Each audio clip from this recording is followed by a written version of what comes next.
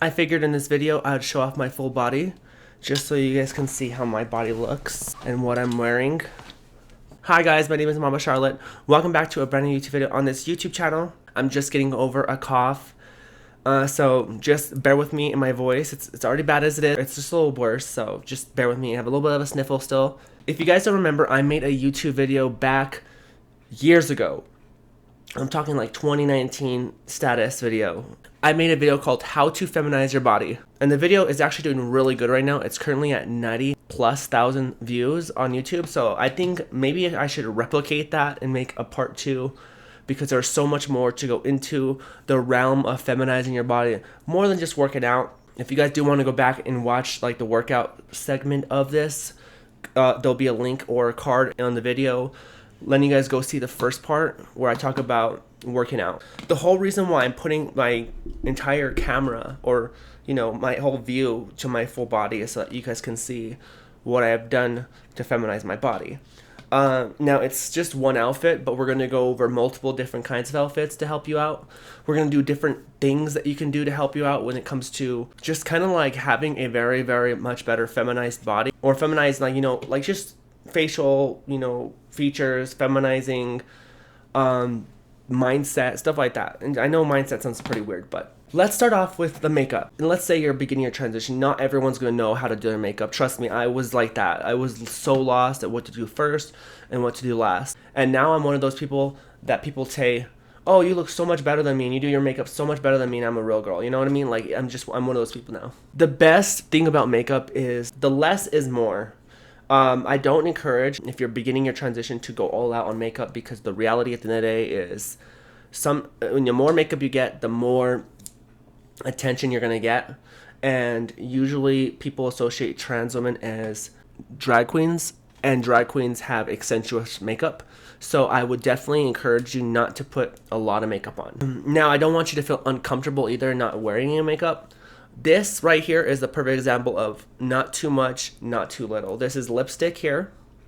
We got eyeliner, and then we got our eyelashes. You don't have to have eyelashes if you don't want to. And then eyebrows. That's literally it. This is what I do usually on a regular basis, minus the eyelashes. I don't do eyelashes all the time, but eyelashes definitely help out feminize the upper part of your face. Eyebrows definitely can be moved around a lot more than any other part of the body. If you need to shave a little bit of your eyebrows down just to be able to make more curvature, or, make more thinner, that's completely up to you. Don't make your eyebrows too thin. Don't make them too thick.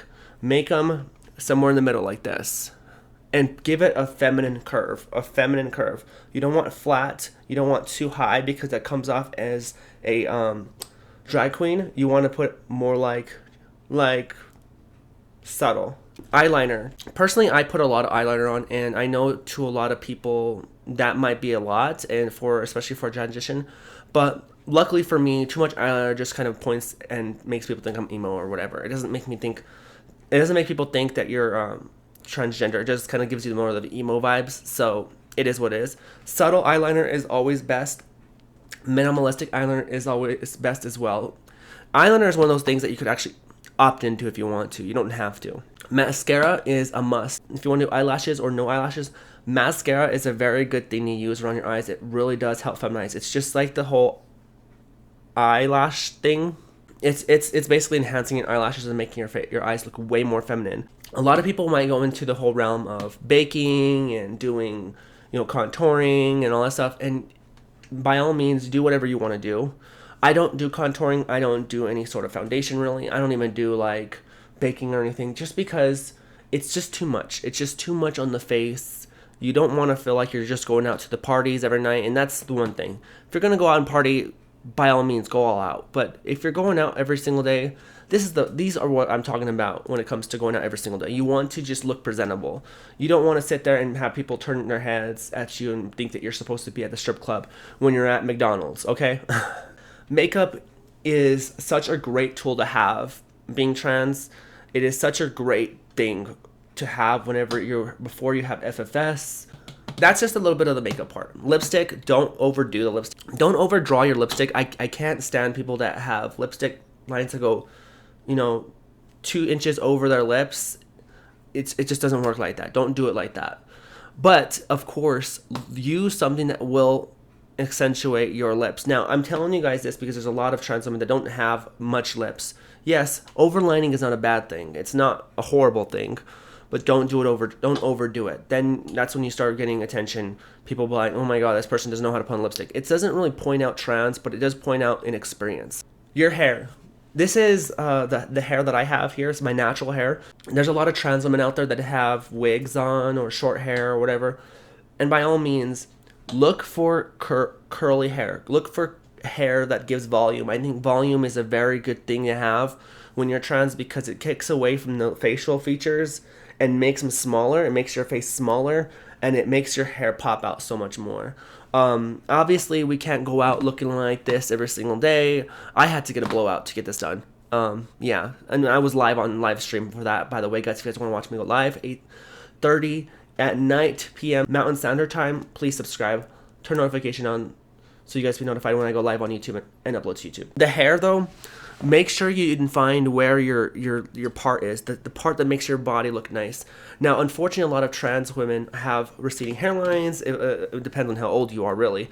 Receding hairlines.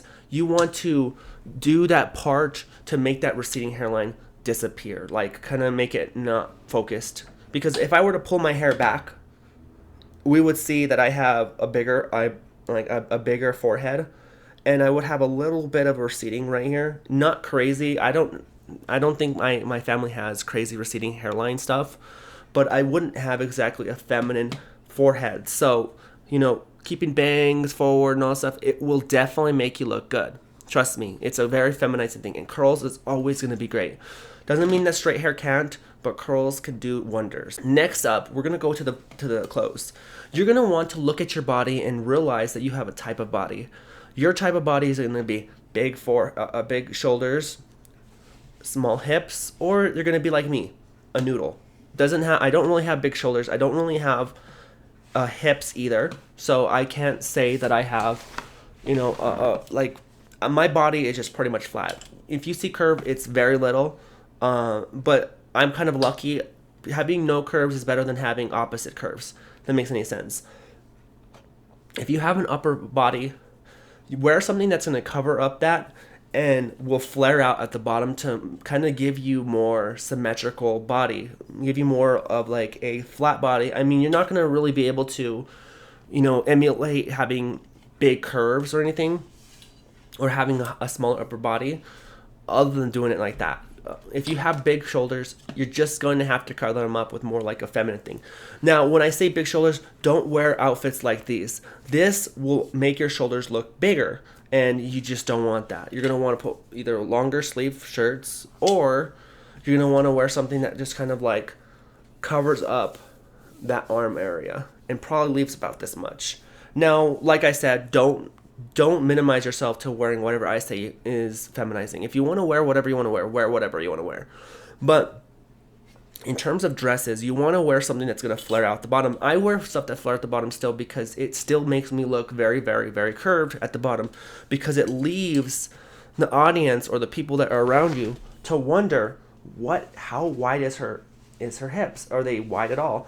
As you guys can see, my hips are not wide, right? But if you have a dress that kind of curls and then comes out like that, it gives the illusion that you have bigger hips. So therefore, people, you look more pleasing to another person's eye or even to yourself. I'm not here telling you how to get men or anything like that. That's not what this is. This is not dating advice. This is not dressing up for the night to go on a date advice. This is about everyday advice. Obviously, you cannot dress up in a dress all the time of the year. So in the wintertime, it's always best to wear sweats with a tank top.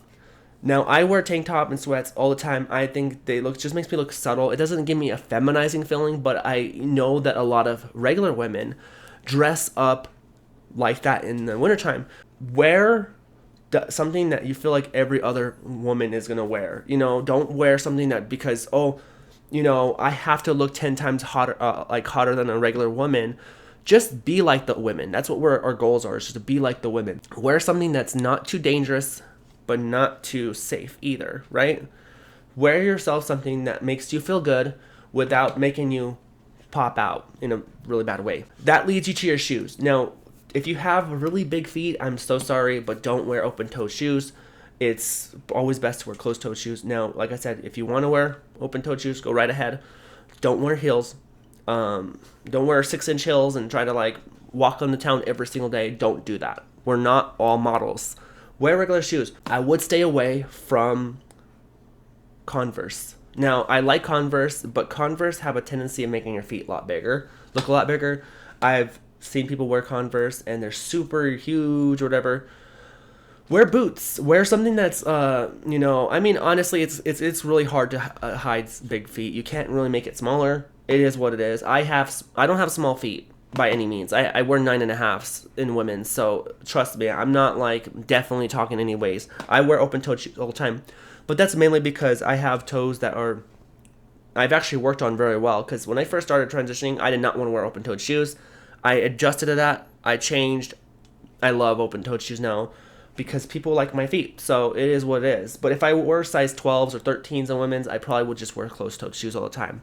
I probably wouldn't. I would wear open-toed on very much occasions rather than every other day. But boots is always a great thing. You want to wear something that's going to show off your legs too. Because believe it or not, trans women are very well known for having very sexy legs.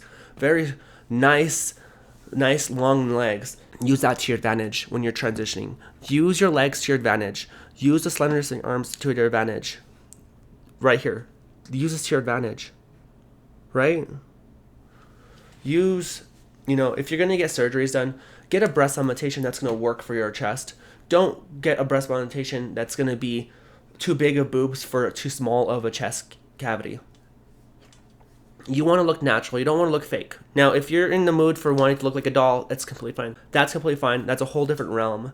We're not here to talk about looking like dolls. We're here to looking like normal, everyday citizens, right?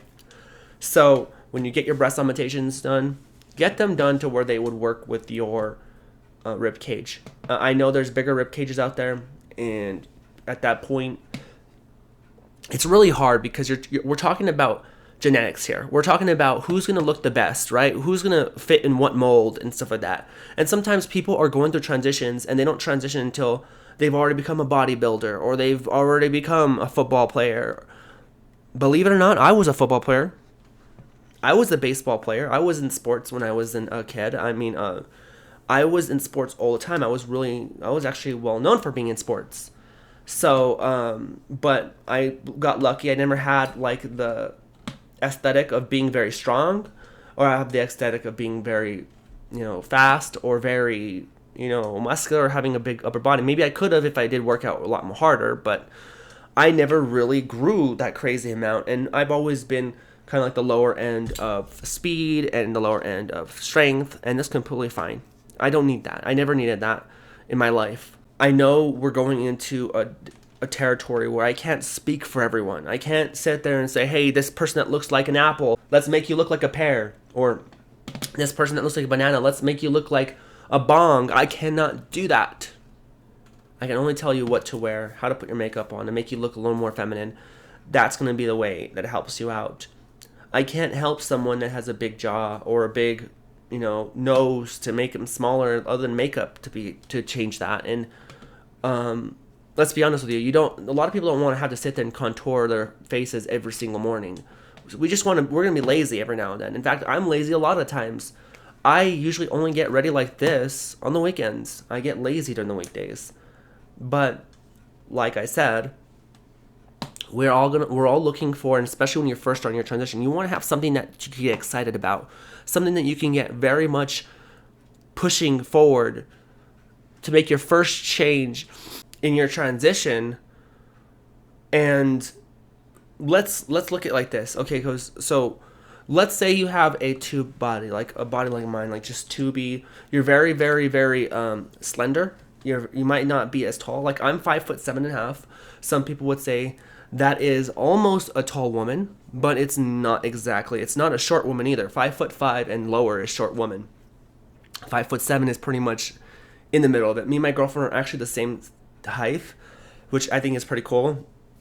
But the reality is, if you have a tube body, you can do a lot more to visualize and change the body features than if you were like a T, like if you were built like a T, it's really hard to be built like a T because you have a much wider upper body and a lower body, that you have to change a lot of different things, and the upper body is, to a lot of people, is enough for them to really be like, okay, that's not really a woman. And I think at this point in time, it's not exactly to try to pass this video. It's not about telling you this is what you're gonna do and you will never be clocked, because that's not true. I mean, I get clocked too. I might walk like a man. I don't know if I do. I don't know. Maybe I do. Maybe I don't. I never get really told that I do get walked like a man. But this is about feminizing yourself. It's not about covering yourself up. And unfortunately, there are some people that I just can't, that are not going to be able to change because of genetics. And that's the hardest part about this. This is exactly what I'm talking about when it comes to transitioning when you're younger. When you're literally at that point and you're the most vulnerable in your life, and you can't do anything about puberty. You can't change puberty. You can't tell puberty, stop it, let me give me some time to feel comfortable with myself. And that's why, transitioning, that's why I wish I was transitioning as a kid. I would have had so much more feminine features. I probably wouldn't have needed a breast augmentation if I did get my transitioning done earlier in my life. I probably wouldn't need a facial feminization surgery either, because I probably would have just developed more like my sisters, because I wouldn't have gone through a puberty that would have changed me completely. My voice would have probably been a lot more higher. So there's just a lot of things. But these are just the basics. I'm pretty sure there's going to be a part 3, because there's so much stuff to talk about when it comes to feminizing your body. And I really want to get that, I really want you guys to understand. I don't want to make this video a little too long. I want to put this in parts. So this is part 2. Part 2 of the YouTube video. And my fingers look like they're stubs because they match in with the back, but I have nails. Another feminizing feature is nails. But I hope you guys did enjoy the video. If you guys did, leave a like. Please subscribe to Come Charoletteers Day. Let's get to 16,000 subscribers. I believed for a while that we're going to get to 20 by the end of the year, but I doubt it. Just because the streams are not popping like they were. It's completely fine. I just love the fact that you guys are here. We have a Discord down in the description below if you guys want to join the Discord. We also got all the social medias down below. I also game on Twitch sometimes, and I also have connections with Sohimi for adult toys. If you guys want to go purchase adult toys using my code, you guys can do so. I have an affiliate link, and then I also have T Comfy Fits that I actually have a affiliate link as well as a code for $40 off for basically a 3 pair of adult gaff underwear that, in my opinion, are just super awesome. I use them every single day. Trust me, they are a win. And I definitely encourage you to go look at them. I also do have another partnership coming up here soon, so please be aware of that coming. But I do love you guys lots, like Tater Tots. I hope to see you guys in the next video, guys. Bye, guys.